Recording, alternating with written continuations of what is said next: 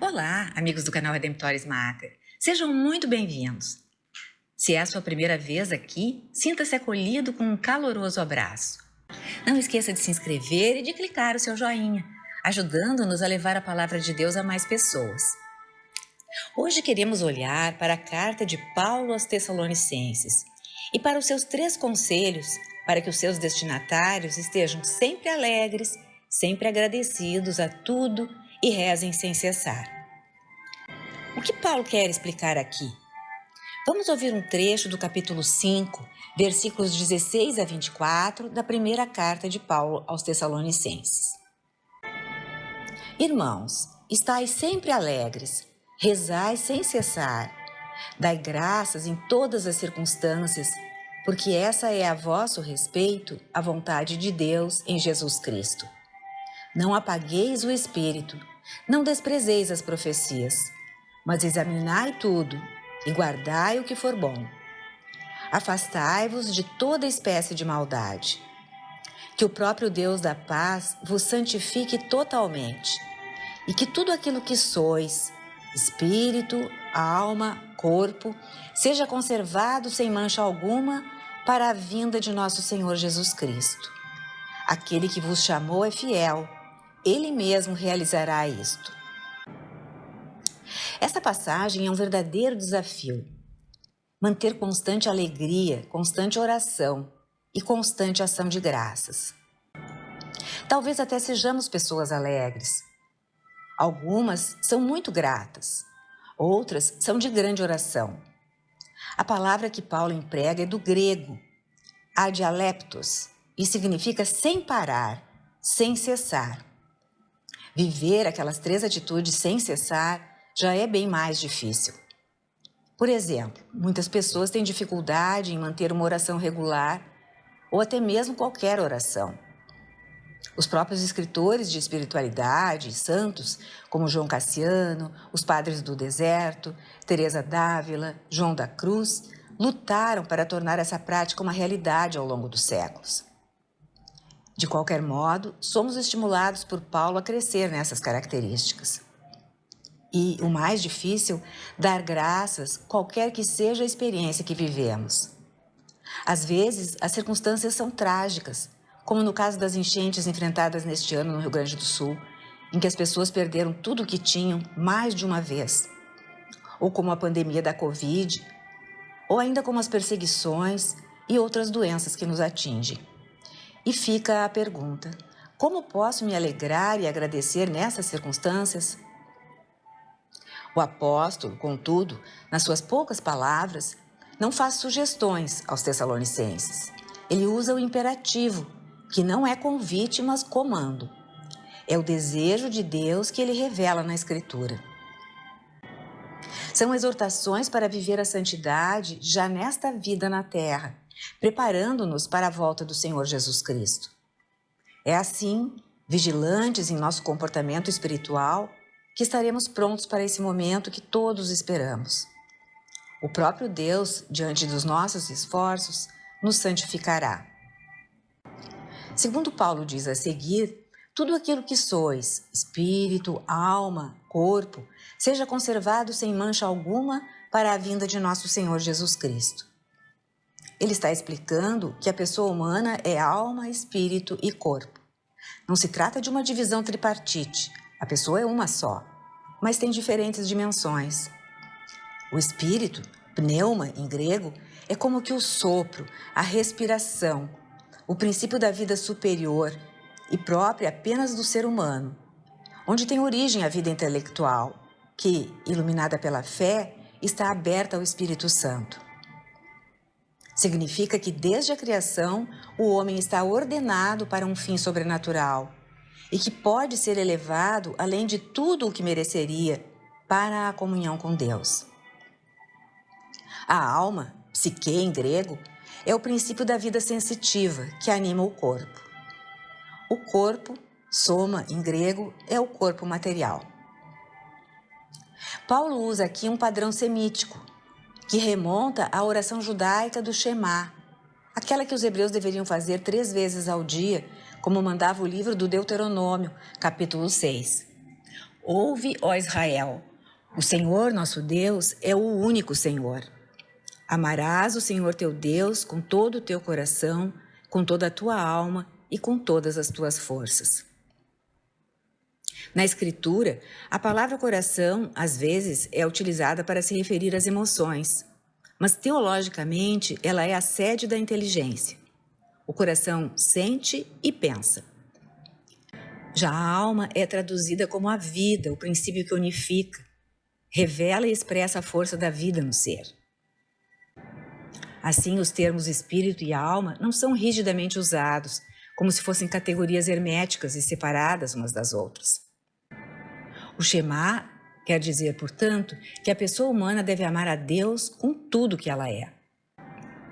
Tanto o Antigo Testamento como Paulo utilizam essa acepção. Isso diz diretamente com a nossa vivência cotidiana e a nossa santidade. Elas não são divididas, parciais, como se ora estivéssemos na vida espiritual, ora na vida profissional ou do lazer, como se fôssemos um na igreja e na missa e outro no trabalho no resto da semana. Como disse Jesus, não podemos servir a dois senhores, a Deus e ao dinheiro. A santidade é uma dimensão integral da pessoa, que precisa se preparar para a vinda do Senhor com todas as suas dimensões. Por isso, ao concluir, Paulo diz que o Deus da paz nos possa santificar totalmente, integralmente. A santidade leva todas as faculdades humanas, corporais e espirituais, à sua perfeição e integridade completa, e tudo aperfeiçoa, sem alterar a ordem natural. A santidade cristã é a plenitude da ordem estabelecida por Deus na criação, da ordenação estabelecida por Deus na criação, restabelecida depois do pecado. Pelo batismo, somos criaturas novas, mas a inclinação para o pecado ainda existe, e por isso precisamos nos purificar com assiduidade pela penitência, pelo arrependimento e pela absolvição de nossos pecados. Deus é o Deus da paz, isto é, da tranquilidade naquela ordem que Ele mesmo dispôs e que sempre foi a perfeição, porque veio dele. Se pelo batismo Deus inicia a sua ação, depois vai consolidando a sua obra. A santidade requer o esforço de cada dia para correspondermos a esta ação de Deus. E como podemos viver isso? Como podemos ser totalmente consagrados para Deus? Santos? Humanamente é impossível, mas é possível com a graça de Deus. Quando Paulo diz, aquele que vos chama é fiel, está mostrando uma ação contínua, permanente de Deus. Deus cumpre sempre as suas promessas e nunca retira a sua vontade de que nos salvemos. Quem começou em nós a boa obra, levá-la-á a cabo, diz o apóstolo aos Filipenses no capítulo 1. Ele nos chama à santidade e é fiel. Vai nos tornar santos se quisermos e deixarmos. Deus não nos chamaria a algo que fosse impossível atingir. Ele nos chama a fazermos de nós mesmos um dom total a Ele. Em geral, queremos crescer nas virtudes, ser o melhor que pudermos, e isso é louvável. Mas o chamado à santidade é mais do que isso. Em Mateus 5:48, Jesus já sublinhou: sede perfeitos, como vosso Pai Celeste é perfeito. Da mesma forma, no livro do Levítico, o autor sagrado dissera: sede santos como eu, o Senhor vosso Deus, sou santo. Capítulo 19, verso 2b. A semente divina do amor que Deus pôs em nossas almas aspira a crescer, a se manifestar em obras, a dar frutos que correspondam em cada momento ao que é agradável ao Senhor. Por isso, precisamos também estar dispostos sempre a recomeçar. Vamos agora especificar um pouco as 3 atitudes que Paulo aponta. Estar sempre alegres é a primeira. A alegria cristã é uma realidade que não se descreve facilmente, porque é espiritual e porque forma parte do mistério de Deus. Quem verdadeiramente crê que Jesus é o Verbo encarnado, o Redentor do homem, não pode deixar de experimentar no seu íntimo um sentido de alegria imensa, que é consolo, paz, abandono. A paz com Deus e com os outros enche o ser humano de gozo e serenidade. Por isso, as dores vividas na fé não tiram a alegria. Nossas cruzes nos ajudam a identificarmos-nos com Jesus. Sempre nos pesam, não há dúvida, mas o amor a Deus pode mais que qualquer contrariedade. E quando oferecemos nossas próprias cruzes amorosamente, Deus as transformará em paz e alegria. Também a esperança da vida eterna nos move à alegria. E a alegria entra em nossa vida porque amamos. Quanto maior é o amor, maior é a alegria, ensina Santo Tomás de Aquino. Para a verdadeira alegria, nunca são definitivas nem determinantes as circunstâncias que nos rodeiam. Nem mesmo diante de erros e misérias próprias se perde a alegria, porque queremos viver para o Senhor, e Ele vive em nós e conosco. Digamos sempre, porque Tu queres, Senhor, como queres, quando queres. A união da nossa vontade à de Deus faz querido por nós o que acontece. Porque tornamos tudo o que fizermos destinado à glória de Deus, estamos alegres. Vejamos agora a exortação à contínua ação de graças. Não há ninguém que não encontre facilmente em si mesmo motivos para ser agradecido a Deus. Além da vida e de todos os dons naturais, do alimento, do emprego, da casa, das pessoas queridas e amigos, recebemos os frutos da redenção realizada por Cristo, de modo que o agradecimento é a disposição habitual dos que se sabem filhos de Deus, pois sabem que todas as coisas cooperam para o bem daqueles que amam a Deus, como disse Paulo na sua carta aos Romanos, no capítulo 8. O próprio Jesus dava graças ao Pai, como vemos no Evangelho.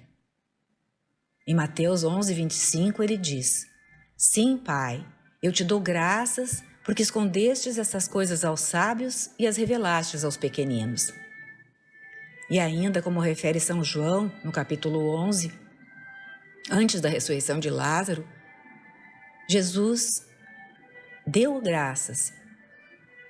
E essa ação de graças, Jesus deu graças e essa ação de graças precedeu a ressurreição.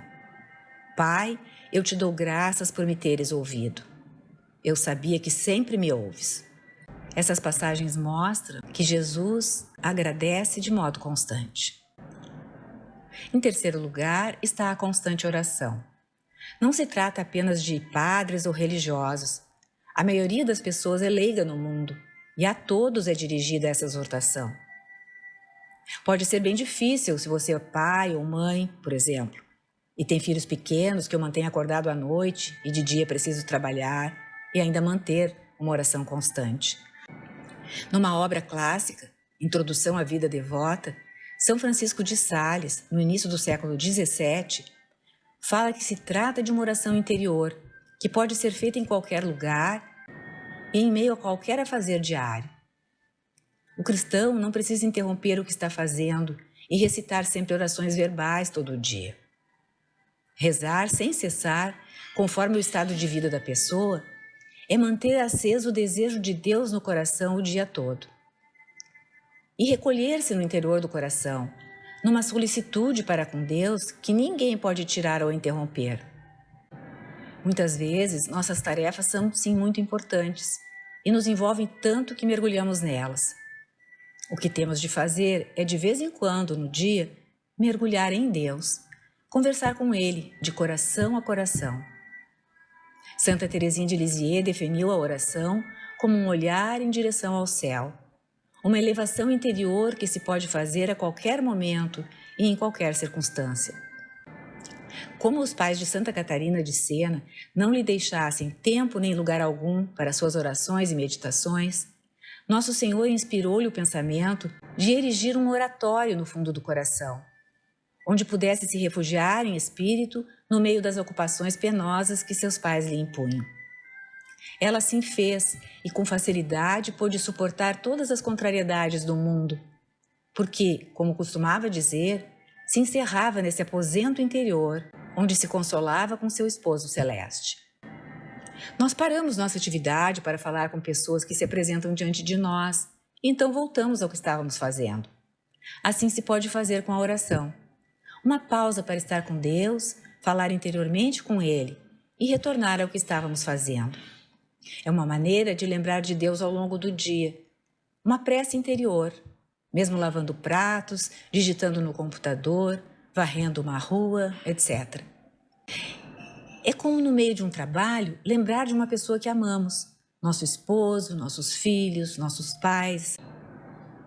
E também é possível fazer uma pequenina oração que costumamos chamar de jaculatória. Por exemplo, Jesus Cristo, Filho de Deus, tem piedade de mim, pecador. Imitando aquele cego do Evangelho que Lucas refere no capítulo 18. O Catecismo da Igreja nos diz que a simples invocação da fé ao Senhor abre o coração humano.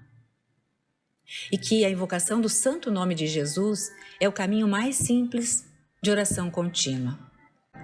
Muitas vezes repetida por um coração humildemente atento, ela não se dispersa numa torrente de palavras, mas conserva a palavra e produz fruto pela perseverança. É uma oração possível em todo o tempo, pois não é uma ocupação ao lado de outra. É a única ocupação, a de amar a Deus, que anima e transfigura toda ação em Cristo Jesus. E assim são também a alegria e a constante gratidão. O Senhor esteja convosco, Ele está no meio de nós. E sobre você, sobre sua vida, sua família, dando muitas alegrias vindas do céu, que se manifestem também na sua vida, na vida terrena. Em nome do Pai, do Filho e do Espírito Santo. Amém. Obrigada por ter acompanhado esta postagem. Se você gostou, clique seu like, inscreva-se no canal, acione o sininho para ser notificado de outras publicações e não deixe de conferir as nossas playlists.